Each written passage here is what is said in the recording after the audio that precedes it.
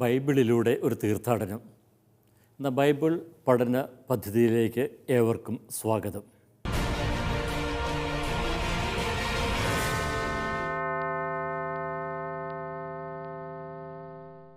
വെളിപാട് 3-ാം അധ്യായത്തിൽ കൊടുത്തിരിക്കുന്ന ഫിലദൽഫിയ സഭയ്ക്കുള്ള കത്തിലൂടെയാണ് നാം ഇപ്പോൾ പോയിക്കൊണ്ടിരിക്കുന്നത്.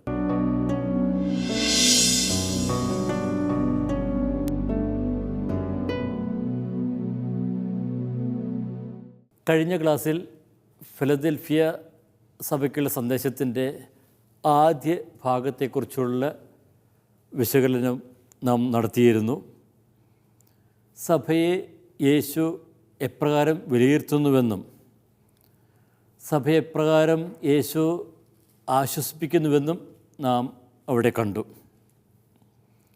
11-ാമത്തെ വാക്യത്തിൽ യേശു പറയുന്നു, ഞാൻ വേഗം വരുന്നു, നിൻ്റെ കിരീടം ആരും കവർന്നെടുക്കാതിരിക്കുവാൻ നിനക്കുള്ളത് മുറുകെ പിടിക്കുക.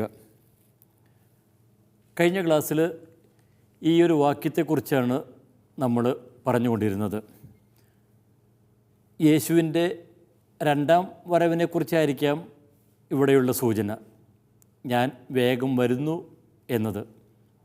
അപ്പോൾ യേശു സഭയെ രക്ഷിക്കുവാനായിട്ട് തൻ്റെ ദൈവരാജ്യത്തിലേക്ക് ആനയിക്കുവാനായിട്ട് വേഗം വരുന്നു.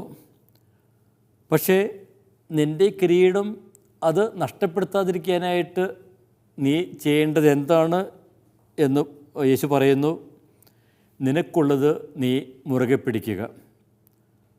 അപ്പോൾ സഭയ്ക്കുള്ളത് എന്താണ്? യേശുവിലുള്ള വിശ്വാസമാണ്, യേശു തന്നെയാണ്.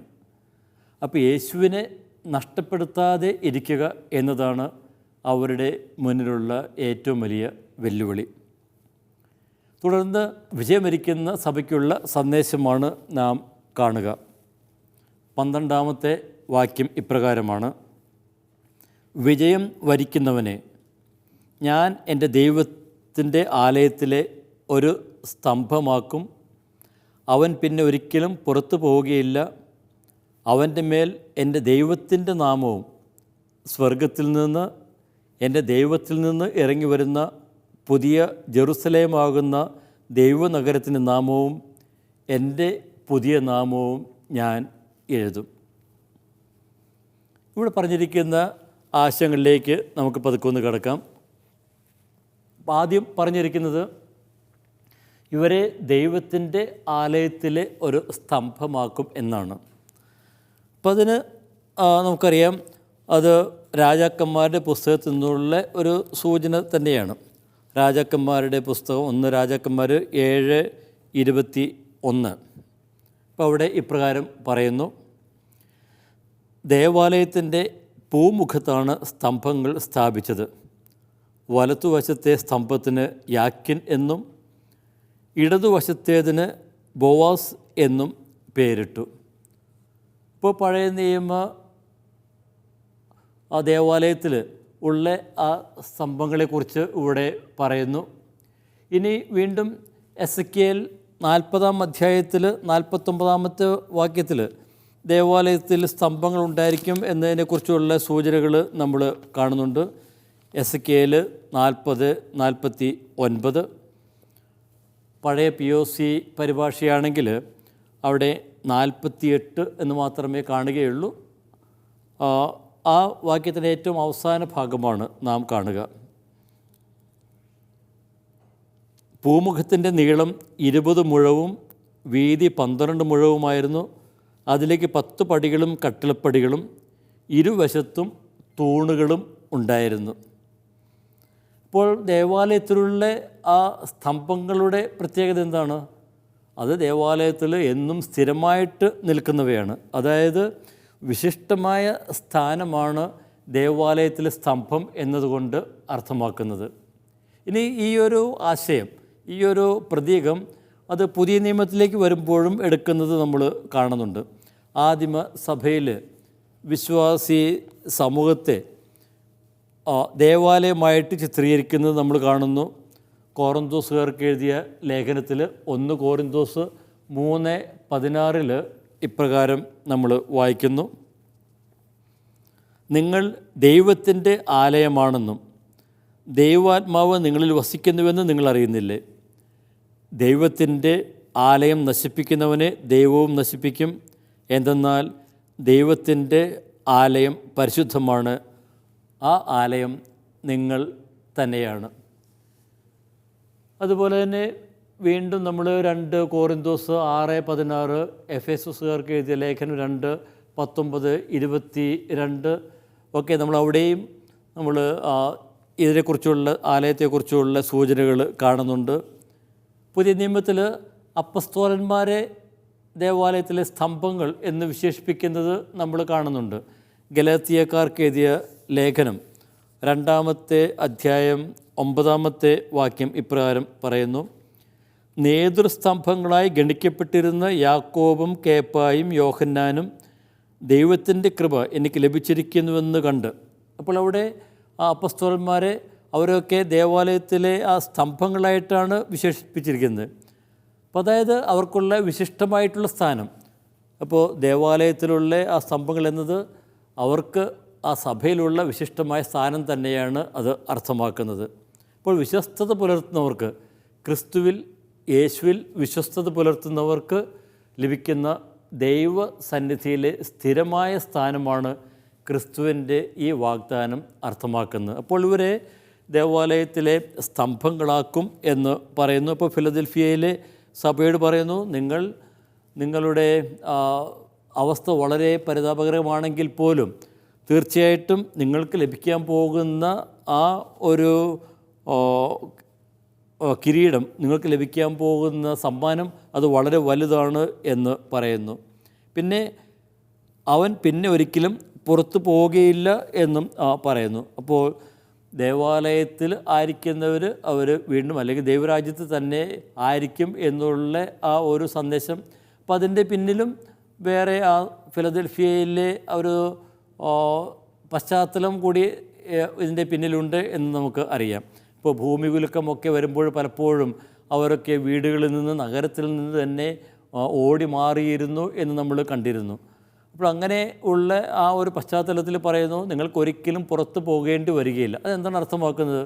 അവർക്ക് ശാന്തിയും സമാധാനവും സുരക്ഷിതത്വവും ഒക്കെ ലഭിക്കും. അപ്പോൾ ഭയാശങ്കകളോടെ കഴിഞ്ഞിരുന്ന ഈ ജനത്തിന് യേശു നൽകുന്ന ആ സമാധാനവും ശാന്തിയുമൊക്കെയാണ് ഇത് അർത്ഥമാക്കുന്നത്. തുടർന്ന് പറയുന്നത്, അവൻ്റെ മേൽ എൻ്റെ ദൈവത്തിൻ്റെ നാമവും സ്വർഗത്തിൽ നിന്ന് എൻ്റെ ദൈവത്തിൽ നിന്ന് ഇറങ്ങി വരുന്ന പുതിയ ജെറുസലേമാകുന്ന ദൈവനഗരത്തിൻ്റെ നാമവും എൻ്റെ പുതിയ നാമവും ഞാൻ എഴുതും. ഇപ്പം ഇവരുടെ മേൽ നാമം എഴുതപ്പെടും എന്ന് പറയുന്നു. നമ്മൾ വെളിപാടിൽ 7-ാമത്തെ അധ്യായത്തിൽ ദൈവജനത്തിൻ്റെ നെറ്റിയിൽ മുദ്ര പതിപ്പിക്കുന്നതിനെക്കുറിച്ച് നമ്മൾ പിന്നീട് ഒക്കെ വായിക്കും. അപ്പോൾ ഈ നാമം എഴുതുക എന്ന് പറയുമ്പോൾ എന്താണ് പ്രധാനമായിട്ടും അർത്ഥമാക്കുന്നത്? അത് ഉടമസ്ഥാവകാശം തന്നെയാണ്. അപ്പോൾ അവരുടെ നെറ്റിയിൽ നാമമുണ്ട് അല്ലെങ്കിൽ മുദ്ര പതിപ്പിച്ചിരിക്കുന്നു എന്ന് പറയുമ്പോൾ ആ മുദ്ര ആര് പതിപ്പിച്ചുവോ അവരുടെ സ്വന്തമാണ് ഈ വ്യക്തി, ഈ സമൂഹം എന്ന് മനസ്സിലാക്കുവാനായിട്ട് സാധിക്കും. ഇപ്പോൾ നീതിമാൻ പിതാവിൻ്റെയും പുത്രൻ്റെയും നാമം സ്വീകരിക്കുന്നു എന്ന് 14-ാം അധ്യായത്തിൽ 1-ാമത്തെ വാക്യത്തിൽ നമ്മൾ കാണുന്നുണ്ട്. വെളിപാടിൽ 14-ാം അധ്യായത്തിൽ സിയോൻ മലമേൽ നിൽക്കുന്ന കുഞ്ഞാടിനെ അനുഗമിക്കുന്നവർ, അപ്പോൾ അവരുടെ നെറ്റിയിൽ പുത്രൻ്റെയും പിതാവിൻ്റെയും ഒക്കെ നാമം ഉണ്ടായിരിക്കുമെന്ന് നമ്മൾ കാണുന്നുണ്ട്. അതുപോലെ തന്നെ 21-ാം അധ്യായത്തിലും അവരൊക്കെ ആ ദൈവരാജ്യത്തിലെ അംഗങ്ങളായി സ്വീകരിക്കപ്പെടുന്നതിനെക്കുറിച്ചും ഒക്കെ പറയുന്നുണ്ട്. അപ്പോൾ ഈ നാമം സ്വീകരിക്കുക എന്നതിൻ്റെ പശ്ചാത്തലം നമുക്കറിയാം. ഈ ഫിലദൽഫിയ എന്ന ആ നഗരത്തിൻ്റെ ഒരു പശ്ചാത്തലം തന്നെയാണ്. നമ്മൾ കണ്ടിരുന്നു, ഈ ഫിലദൽഫിയ എന്ന നഗരം പല പ്രാവശ്യം പുനർനാമകരണം ചെയ്യപ്പെട്ടിരുന്നു. അപ്പോൾ വ്യത്യസ്തങ്ങളായിട്ടുള്ള നാമങ്ങൾ അതിനുണ്ടായിരുന്നു. അപ്പോൾ നാമം എന്ന് പറയുമ്പോൾ തന്നെ അവർക്കറിയാം, ഈ നഗരത്തിൽ പല പ്രാവശ്യം പേരുകളൊക്കെ മാറിയിട്ടുള്ളതാണല്ലോ. അപ്പോൾ അതുകൊണ്ട് തന്നെ അവരുടെ മനസ്സിലൊക്കെ ആ ഒരു പ്രതീകം അത് വളരെ തറഞ്ഞു നിൽക്കുന്നതുകൊണ്ട്, വ്യക്തമായുള്ളത് കൊണ്ട് തന്നെയാണ് ആ ഒരു പശ്ചാത്തലത്തിൽ ഇവർക്ക് കൊടുക്കുന്ന പുതിയ നാമത്തെക്കുറിച്ച് പറയുന്നത്. അപ്പോൾ ഇവരെല്ലാവരും ദൈവത്തിൻ്റെ നാമം വഹിക്കുന്നവരാണ്. ആരാണ് ക്രിസ്തു ശിഷ്യർ? ദൈവത്തിൻ്റെ നാമം വഹിക്കുന്നവർ. അപ്പോൾ ക്രിസ്തുവിൻ്റെ പേരും അവരുടെ മേലുണ്ട്. എന്ന് വെച്ചാൽ ദൈവത്തിൻ്റെയും ക്രിസ്തുവിൻ്റെയും സ്വന്തമായിട്ടുള്ളവരാണ് ഇവരൊക്കെ.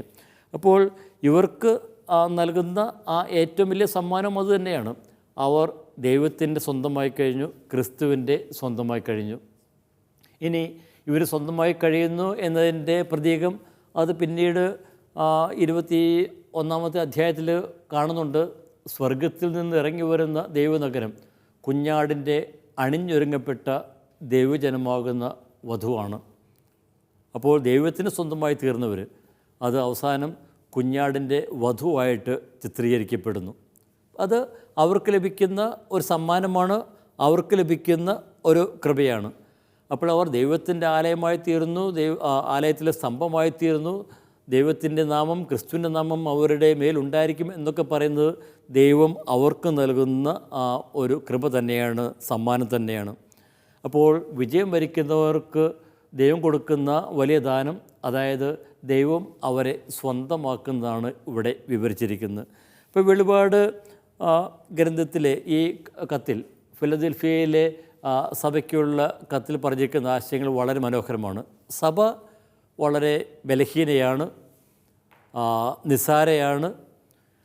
പക്ഷേ അവൾ തീർത്തും ബലഹീനയാണെങ്കിൽ പോലും അന്നത്തെ ആ സാമൂഹിക വ്യവസ്ഥിതികൾക്കിടയിൽ, സാഹചര്യങ്ങൾക്കിടയിൽ ക്രിസ്തുവിനോടുള്ള വിശ്വസ്തത പുലർത്തുവാനായിട്ട് അവർ പ്രത്യേകം ശ്രദ്ധിക്കുന്നു. യഹൂദർ അവർക്കെതിരെ തിരിയുന്നെങ്കിൽ പോലും, അല്ലെങ്കിൽ അന്നത്തെ രാഷ്ട്രീയ അധികാരികൾ ഇവർക്കൊക്കെ തിരിയുന്നെങ്കിൽ പോലും അവരുടെ വിശ്വാസത്തിൽ നിന്ന് അല്പം പോലും വഴുതി മാറുവാനായിട്ട് ഇവർ തയ്യാറാകുന്നില്ല. അപ്പം അതുകൊണ്ട് തന്നെ ക്രിസ്തു പറയുന്നു, നിങ്ങൾക്കുള്ളതിനെ മുറുകെ പിടിച്ചുകൊണ്ട് നിൽക്കുക, അങ്ങനെയെങ്കിൽ വിജയകിരീടം നിങ്ങൾക്ക് ലഭിക്കും, എൻ്റെ നാമം നിങ്ങളുടെ മേലുണ്ടായിരിക്കും. അതായത് ദൈവം അവരെ സ്വന്തമാക്കും എന്നുള്ള ആ ഒരു സന്ദേശം. ഇപ്പോൾ നമ്മുടെ ജീവിതത്തിൽ എന്തെല്ലാം കുറവുകൾ, ബലഹീനതകളൊക്കെയാണ് നമ്മുടെ ജീവിതത്തിൽ പലപ്പോഴും നമ്മെ നേരിടുന്നത്. ചിലപ്പോൾ രോഗമാകാം, നിരക്ഷതയാകാം, അല്ലെങ്കിൽ സാമ്പത്തികമായിട്ടുള്ള പ്രശ്നങ്ങളൊക്കെ ആകാം. അപ്പോൾ വലിയ വലിയ പ്രശ്നങ്ങളിലൂടെ കടന്നു പോയാലും ഒരു കാര്യം മാത്രം ഉണ്ടോ എന്ന് നാം ശ്രദ്ധിച്ചാൽ മതി. അതെന്താണ്? ആ സ്നേഹം, യേശുവിനോടുള്ള സ്നേഹം. അപ്പോൾ നിങ്ങൾ യേശുവിനെ പ്രതി സിനഗോഗിൽ നിന്ന്, അതായത് സമൂഹത്തിൽ നിന്ന്, ആളുകളിൽ നിന്നൊക്കെ നിങ്ങൾ ഒറ്റപ്പെടുന്നുവെങ്കിൽ നിങ്ങൾ ഭയപ്പെടേണ്ട കാര്യമില്ല. കാരണം നിങ്ങളൊക്കെ ദൈവത്തിൻ്റെ ആലയത്തിൽ ഉള്ളവരാണ്, ദൈവത്തിൻ്റെ നാമം പേർന്നവരാണ്, അവിടുത്തെ ആലയത്തിലെ സ്തംഭമായി എന്നും അവരുടെ ദൈവത്തിൻ്റെ കൂടെ ആയിരിക്കുന്നവരാണ്. അപ്പോൾ വിദ്വേഷ ശക്തികളും ശത്രു സമൂഹങ്ങളും വിഹരിക്കുന്ന ലോകത്തിൽ സ്വർഗീയ ജെറുസലേമിൻ്റെ അംഗങ്ങളായി ജീവിക്കുക എന്നതാണ് സഭയുടെ മുന്നിലെ വെല്ലുവിളി. ഈ ഫിലദൽഫിയയിലെ സഭ നമ്മോട് പറയുന്നു അതുതന്നെ. യേശുവിന് വേണ്ടി നാം എത്ര ബലഹീനരാണെങ്കിലും യേശുവിന് വേണ്ടി പൂർണ്ണ സമർപ്പണം നടത്തുവാൻ നിങ്ങൾ തയ്യാറാണോ? അങ്ങനെയെങ്കിൽ ക്രിസ്തു നിങ്ങളെ സ്വന്തമാക്കിയിരിക്കുന്നു. ഇനി നമുക്ക് വെളിപാടിലെ 3-ാം അധ്യായത്തിലെ അവസാന കത്തിലേക്ക് നമുക്ക് കടക്കാം. അപ്പോൾ 7ാമത് സൂചിപ്പിക്കപ്പെടുന്ന കത്ത് ലവോദിക്കയിലെ സഭയ്ക്കുള്ള കത്താണ്. ലവോദിക്കയിലെ സഭയ്ക്കുള്ള കത്ത് 3-ാം അധ്യായം 14 മുതൽ 22 വരെയുള്ള വാക്യങ്ങളാണ്. അപ്പോൾ നമ്മൾ ഈ കത്തിലേക്ക് കടക്കുന്നതിന് മുമ്പ് ഈ ലവോദിക്ക എന്ന് പറയുന്ന ആ നഗരത്തിൻ്റെ, സ്ഥലത്തിൻ്റെ പ്രത്യേകതകൾ, സവിശേഷതകൾ നമുക്ക് ചെറുതായിട്ട് ലഘുവായിട്ട് നമുക്കൊന്ന് കാണാം. അപ്പോൾ ഈ ലവോദിക്ക എന്ന പേര് അത് അന്ത്യോക്കസ് 2-ാമൻ രാജാവിൻ്റെ ഭാര്യയുടെ പേരാണ്. അപ്പോൾ BC 2060 മുതൽ 2047 വരെ ഭരിച്ച രാജാവ്. അപ്പോൾ ആ ഭാര്യയോടുള്ള സ്നേഹം പ്രകടിപ്പിക്കുവാനായിട്ടാണ് ഈ നഗരത്തിന് ഈ പേര് ഇട്ടത്. ഈ നഗരം സ്ഥാപിക്കപ്പെടുന്ന BC 3-ാം നൂറ്റാണ്ടിൽ സെലൂക്യ രാജാക്കന്മാരാണ്. പക്ഷേ അത് BC 133 ഒക്കെ ആയപ്പോഴേക്കും അത് റോമക്കാരുടെ അധീനത്തിലായി തീർന്നു. ഇനി ഈ നഗരത്തിൻ്റെ പ്രത്യേകത, ഇത് വളരെ സമ്പന്നമായിട്ടുള്ള ഒരു നഗരമായിരുന്നു. അവിടെ വളരെ വിവിധങ്ങളായിട്ടുള്ള പ്രസ്ഥാനങ്ങൾ ഒക്കെ ഉണ്ടായിരുന്നു. പ്രധാനമായിട്ടും പരവതാനികൾ നെയ്യാനായിട്ട് ഉപയോഗിച്ചിരുന്ന കറുത്ത കമ്പിളി രോമത്തിന് വളരെ പ്രസിദ്ധമായിരുന്നു ഈ സ്ഥലം. അതുകൊണ്ട് തന്നെ ഇവിടെ നിന്ന് ഉൽപ്പാദിപ്പിക്കപ്പെടുന്ന കമ്പിളി വസ്ത്രങ്ങൾക്ക് വലിയ പ്രചാരമുണ്ടായിരുന്നു. പിന്നെ ഇവിടെ നിന്ന് ഉൽപ്പാദിപ്പിച്ചിരുന്ന നയന ലേപനങ്ങൾ, അപ്പോൾ അതും വളരെ പ്രസിദ്ധമായിരുന്നു. ഇപ്പോൾ ഇവിടെ നിന്ന് ആ തുണിത്തരങ്ങളും മരുന്നുകളും കമ്പിളി വസ്ത്രങ്ങളുമൊക്കെ ഒട്ടേറെ സ്ഥലങ്ങളിലേക്ക് കയറ്റുമതി ചെയ്യപ്പെട്ടിരുന്നു എന്നാണ് പറയപ്പെടുന്നത്. ഇന്നിവിടെ വ്യവസായങ്ങൾ തഴച്ചു വളർന്നിരുന്നത് കൊണ്ട് തന്നെ ഒത്തിരി ധനാഢ്യർ മറ്റ് സ്ഥലങ്ങളിൽ നിന്ന് ഇവിടേക്ക് ചേക്കേറി. യഹൂദരായിട്ടുള്ളവർ അല്ലെങ്കിൽ ഗ്രീക്ക് റോമൻ വ്യവസായികൾ ഒക്കെ ഇവിടെ ധാരാളമായിട്ടുണ്ടായിരുന്നു. അവരുടെ കോളനികളുമൊക്കെ ഉണ്ടായിരുന്നു. അതുകൊണ്ട് തന്നെ ഈ ലവോദിക്ക എന്ന് പറയുന്ന പ്രദേശം വളരെ സമ്പന്നമായി തീർന്നു. BC 20 ഒരു ഭൂമികുലുക്കത്തിൽ ഈ നഗരം തകർന്നപ്പോൾ റോമിൻ്റെ സഹായത്തോടെയാണ് ഇതിനെ പടുത്തുയർത്തിയത്. പക്ഷേ AD 60-61 ഭൂമികുലുക്കത്തിൽ ഈ നഗരം തകർന്നു കഴിഞ്ഞപ്പോൾ ഇതിനെ പുനരുദ്ധരിക്കുവാനായിട്ട് റോമൻ ചക്രവർത്തി സഹായം വാഗ്ദാനം ചെയ്തു എങ്കിൽ പോലും അത് സ്വീകരിക്കാതെ സ്വയം അത് പുനരുദ്ധരിച്ചു എന്നുള്ള ഒരു അഹങ്കാരം അവർക്ക് ഉണ്ടായിരുന്നു. അപ്പോൾ അതുകൊണ്ടായിരിക്കാം ഈ കത്തിൽ ഞങ്ങൾക്കൊന്നും ആവശ്യമില്ല എന്ന് സഭ പറയുന്നതിൻ്റെ ഒരു പശ്ചാത്തലം. ഇനി മാത്രമല്ല, ഇവിടെ വളരെ സമ്പന്നമായിട്ടുള്ള ഇവിടെ ഒത്തിരിയേറെ നിർമ്മിതികൾ നമ്മൾ കാണുന്നുണ്ട്. AD 79 ആയപ്പോൾ ടൈറ്റസ് ചക്രവർത്തിയുടെ പേരിൽ വലിയൊരു സ്റ്റേഡിയം നിർമ്മിക്കപ്പെട്ടു. അതുപോലെ തന്നെ AD 84 ആയപ്പോഴേക്കും സേവൂസ് ദേവൻ്റെയും ഡൊമിഷ്യൻ ചക്രവർത്തിയുടെയും പേരിലൊക്കെ വലിയൊരു കവാടം, കിഴക്ക് വശത്തായിട്ട് വലിയൊരു കവാടം സ്ഥാപിച്ചു. ഇപ്പോൾ ഇവിടെയൊക്കെ ഇവിടെ നിന്ന് കണ്ടെടുത്ത നാണയങ്ങളിൽ ഒരു വശത്ത് സേവൂസിൻ്റെയും മറുവശത്ത് ഡൊമിഷ്യൻ ചക്രവർത്തിയുടെയും ചിത്രമൊക്കെ കാണാം. അപ്പോൾ അത് സൂചിപ്പിക്കുന്നത് വലിയ ഒരു റോമൻ സ്വാധീനം ഈ നഗരത്തിൽ ഉണ്ടായിരുന്നു എന്ന് തന്നെയാണ്. ഇതൊക്കെയാണെങ്കിലും ഇതിന് ഒരു പരിമിതി ഉണ്ടായിരുന്നു. ജലസ്രോതസ് വളരെ ദൂരെയായിരുന്നു എന്നതാണ് ഇതിൻ്റെ ഈ നഗരത്തിലെ ഒരു കുറവ്. കൊളോസോസിൽ ഈ തണുത്ത ജലസ്രോതസ്സുകളൊക്കെ ഉണ്ടായിരുന്നു എന്നാണ് പറയുക. അതുപോലെ തന്നെ ചൂടുറവകൾ, ഇപ്പോൾ ഇവിടെ നിന്ന് ഏകദേശം ഒരു 10 കിലോമീറ്റർ ദൂരെയുള്ള ഹീരാപോളിസിൽ ചൂടുറവകളൊക്കെ ഉണ്ടായിരുന്നു. അപ്പോൾ അതിൽ വലിയ ഔഷധ ഗുണമൊക്കെ ഉള്ളതായിട്ടൊക്കെ കരുതപ്പെട്ടിരുന്നു. ഇപ്പോഴും പല സ്ഥലങ്ങളിലും ഇതുപോലെയുള്ള ചൂടുറവകളൊക്കെ ഉള്ള സ്ഥലങ്ങളിൽ ചികിത്സാ കേന്ദ്രങ്ങളൊക്കെ നമുക്ക് കാണുവാനായിട്ട് സാധിക്കും. ഇപ്പോൾ ഈ ലവോദിക്കയിലേക്ക് ഈ ചൂടുറവയിൽ നിന്ന് ഏകദേശം 10 കിലോമീറ്റർ ദൂരെയുള്ള ചൂടുറവയിൽ നിന്ന് ഇവിടേക്ക് പൈപ്പുകളിലൂടെ വെള്ളം കൊണ്ടുവന്നിരുന്നു എന്നാണ് ചരിത്രകാരന്മാരൊക്കെ പറയുന്നത്. ചിലർ ഇത് ഖണ്ഡിക്കുന്നുമുണ്ട്. പക്ഷേ അത് ശരിയാണെങ്കിൽ ഈ ചൂട് വെള്ളം ഹീറാപോളിസിൽ നിന്നും ലവോദിക്കയിലേക്ക് എത്തുമ്പോഴേക്കും അതിൻ്റെ ചൂടൊക്കെ കുറഞ്ഞ് ചൂടും തണുപ്പുമില്ലാത്ത ഒരു വാട്ടവെള്ളമൊക്കെ ആയിട്ട് മാറും. അതുകൊണ്ടായിരിക്കാം ഇവിടെ ആ സഭയെ നോക്കിയിട്ട് നിങ്ങൾ ചൂടോ തണുപ്പോ ഉള്ളവരല്ല എന്നൊക്കെ പറയുക. ഇനി സഭയുടെ ആരംഭത്തെക്കുറിച്ച് നമുക്ക് വലിയ സൂചനകളെങ്കിൽ പോലും ചെറിയ ചെറിയ സൂചനകൾ നമുക്ക് കാണുവാനായിട്ടൊക്കെ സാധിക്കും.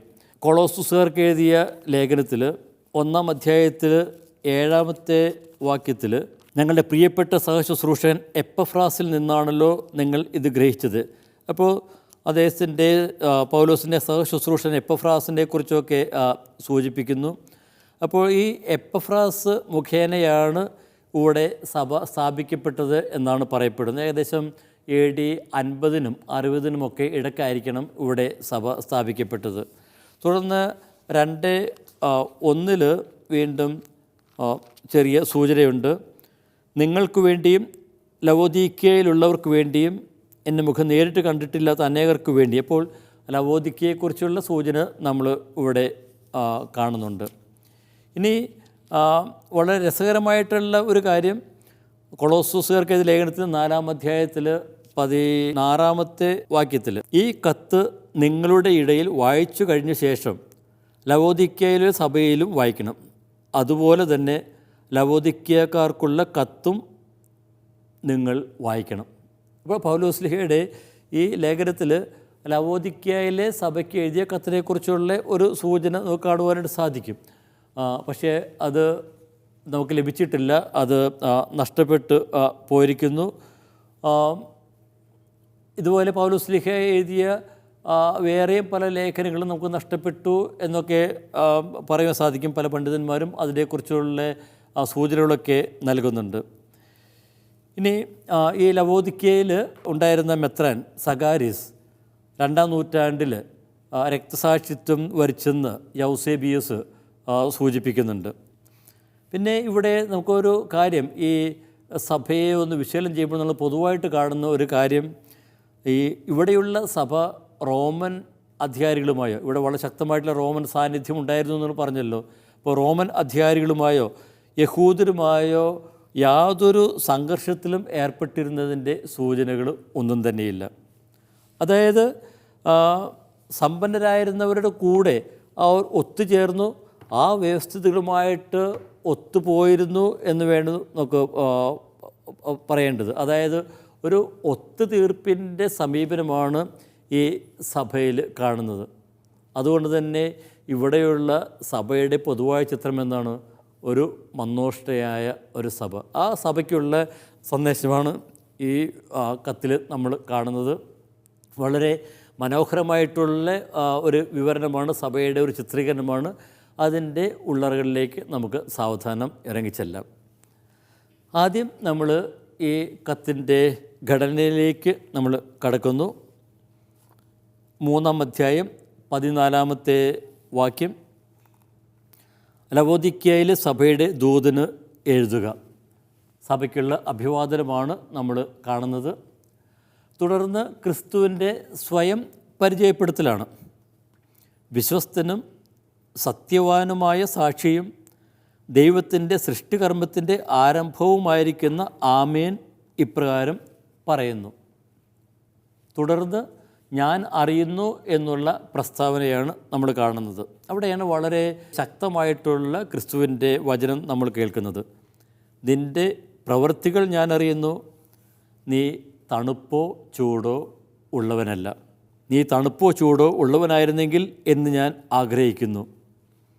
നീ ചൂടോ തണുപ്പോ ഇല്ലാതെ മന്നോഷ്ണനാകിയാൽ നിന്നെ ഞാൻ എൻ്റെ വായിൽ നിന്ന് തുപ്പിക്കളയുവാനായിട്ട് പോകുന്നു. അപ്പോൾ അത് 17-ാമത്തെ വാക്യം വരെയുണ്ട്. ഇനി 18-ാമത്തെ വാക്യം മുതൽ സഭയ്ക്കുള്ള നിർദ്ദേശങ്ങളാണ് കൊടുത്തിരിക്കുന്നത്. ഞാൻ നിന്നെ ഉപദേശിക്കുന്നു, നീ ധനികനാകാൻ അഗ്നിശുദ്ധി വരുത്തിയ സ്വർണവും നിന്റെ നഗ്നതയുടെ നാളം വെളിവാകാത്ത വിധം ധരിക്കാൻ ധവള വസ്ത്രങ്ങളും കാഴ്ച ലഭിക്കാൻ കണ്ണിലെഴുതാനുള്ള ലേപനവും എന്നോട് വാങ്ങുക. അത് 20-ാമത്തെ വാക്യം വരെ. പിന്നെ 21-ൽ സഭയ്ക്കുള്ള ആ വാഗ്ദാനമാണ്, വിജയം വരിക്കുന്ന സഭയ്ക്കുള്ള വാഗ്ദാനം. വിജയം വരിക്കുന്നവനെ ഞാൻ വിജയം വരിച്ച് എൻ്റെ പിതാവിനോടൊത്ത് അവിടുത്തെ സിംഹാസനത്തിൽ ഇരിക്കുന്ന പോലെ എന്നോടൊത്ത് എൻ്റെ സിംഹാസനത്തിൽ ഇരുത്തും. വളരെ ശക്തമായിട്ടുള്ള ഒരു വാക്യമാണിത്. നമുക്കതിൻ്റെ അർത്ഥതലങ്ങൾ നമുക്ക് പിന്നീട് നമുക്ക് കാണാം. പിന്നെ അവസാനം ആത്മാവിനെ ശ്രവിക്കുവാനായിട്ടുള്ള ആഹ്വാനമാണ്. ആത്മാവ് സഭകളോട് പറയുന്നത് എന്തെന്ന് കേൾക്കാൻ ചെവിയുള്ളവൻ കേൾക്കട്ടെ. നമുക്കിതിലെ ആദ്യത്തെ വാക്യത്തിലേക്ക് ഭാഗത്തേക്ക് നമുക്ക് കിടക്കാം. അപ്പോൾ ക്രിസ്തുവിനെ ഇവിടെ അവതരിപ്പിച്ചിരിക്കുന്നത് വിശ്വസ്തനും സത്യവാനുമായ സാക്ഷിയും എന്നാണ്. വിശ്വസ്തനും സത്യവാനുമായ സാക്ഷ്യം എന്താണ്? വിശ്വസ്തനും സത്യവാനുമായ സാക്ഷ്യം എന്നുകൊണ്ട് അർത്ഥമാക്കുന്നത്. അപ്പോൾ ഇത് പ്രധാനമായും ക്രിസ്തു നൽകിയ സാക്ഷ്യത്തെയാണ് സൂചിപ്പിക്കുന്നത്. എവിടെയാണ് ക്രിസ്തു വിശ്വസ്തതയോടെ സാക്ഷ്യം നൽകിയത്? അത് കുരിശിൽ തന്നെയാണ്. 1-ാം അധ്യായത്തിൽ ആദ്യ ഭാഗത്ത് ക്രിസ്തുവിനെക്കുറിച്ച് നമ്മൾ പറഞ്ഞപ്പോൾ നമ്മൾ ഇത് വിശദീകരിച്ചിരുന്നു. അപ്പോൾ വിശ്വസ്തതയും സത്യവുമൊക്കെ ദൈവത്തിൻ്റെ സവിശേഷതകളാണ്. അത് തന്നെയാണ് ഇവിടെ ക്രിസ്തുവിനും നൽകുന്നത്. അപ്പോൾ ദൈവത്തിന് കുരിശോളം സാക്ഷ്യം നൽകിയ യേശു. അപ്പോൾ ലവോദിക്കയിലെ സഭയെ അഭിസംബോധന ചെയ്യുന്നത്, അവിശ്വസ്തയായ സഭയെ അഭിസംബോധന ചെയ്യുന്ന ആരാണ്? വിശ്വസ്തനായ യേശുവാണ്. അപ്പോൾ ഈ ഒരു യേശുവിൻ്റെ ചിത്രം തന്നെ സഭയുടെ മുന്നിൽ സഭയ്ക്കുള്ള ഒരു വെല്ലുവിളി തന്നെയാണ്. നിങ്ങൾ ഇപ്പോൾ അവിശ്വസ്തതയാണ് നിങ്ങൾ ഇവിടെ പ്രകടിപ്പിക്കുന്നതെങ്കിൽ നിങ്ങൾ നോക്കേണ്ടത് കുരിശിൽ വിശ്വസ്തതയോടെ സാക്ഷ്യം നൽകിയ ക്രിസ്തുവിനെയാണ്. പിന്നീട് പറയുന്ന ആരംഭവുമായിരിക്കുന്നവൻ. അപ്പോൾ ആരംഭവുമായിരിക്കുന്നവൻ എന്നതിൻ്റെ ഗ്രീക്ക് പദം ആർക്കെ എന്നാണ്. ആർക്കെ എന്നതിന് ഒന്നാമത്തെ അർത്ഥം തുടക്കം, ആരംഭം, കാരണം എന്നൊക്കെയാണ്. പകരം പല അർത്ഥങ്ങൾ, പിന്നെ ഒരു ഭരണാധികാരി എന്നുള്ള അർത്ഥവുമൊക്കെ നമുക്ക് കാണാം. അപ്പോൾ ഇതേ പ്രയോഗം പിന്നീട് 21-ാം അധ്യായം, വെളിപാട് 21-ാം അധ്യായം 6-ാമത്തെ വാക്യത്തിൽ പിതാവായ ദൈവത്തെക്കുറിച്ചും ഒക്കെ സൂചിപ്പിച്ചിട്ടുണ്ട്. ദൈവത്തിൻ്റെ സൃഷ്ടികർമ്മത്തിൻ്റെ ആരംഭം എന്നതിന് ദൈവത്തിൻ്റെ ആദ്യ സൃഷ്ടി എന്നല്ല, ക്രിസ്തു എല്ലാ സൃഷ്ടികളുടെയും ആദ്യ കാരണമാണ് എന്നാണ് അർത്ഥം. അപ്പോൾ ആരംഭവുമായവൻ എന്നത് എല്ലാത്തിൻ്റെയും ആദ്യ കാരണമായ ആ ക്രിസ്തു എന്ന് അർത്ഥമാക്കുന്നു. ഇനി വേറൊരു സാധ്യതയുള്ളത് ആർക്കെ എന്നത് അധികാരി എന്ന അർത്ഥത്തിലെടുക്കുകയാണെങ്കിൽ ക്രിസ്തു ഈ ലോകത്തിൻ്റെ സർവ്വാധികാരിയാണ് എന്നർത്ഥം. അപ്പോൾ ഈ ക്രിസ്തുവിൻ്റെ ചിത്രം മുന്നിൽ വെച്ചുകൊണ്ടാണ് ഈ ഗ്രന്ഥകാരൻ ലവോദിക്കയിലെ സഭയെ അഭിസംബോധന ചെയ്യുന്നത്. ആ തങ്ങളുടെ അവിശ്വസ്തതയിൽ നിന്നും അവർക്ക് മാറി ആ ക്രിസ്തുവിൻ്റെ ആ വിശ്വസ്ത സാക്ഷ്യം ദർശിച്ചുകൊണ്ട് ക്രിസ്തുവിനെ അനുഗമിക്കുവാൻ സാധിക്കട്ടെ എന്നാണ് ഗ്രന്ഥകാരൻ ഇവിടെ ആശംസിക്കുന്നത്. അപ്പോൾ ഇതിൻ്റെ തുടർന്നുള്ള കാര്യങ്ങൾ നമുക്ക് അടുത്ത ക്ലാസ്സിൽ കാണാം. അതുവരെ എല്ലാവർക്കും വന്ദനം.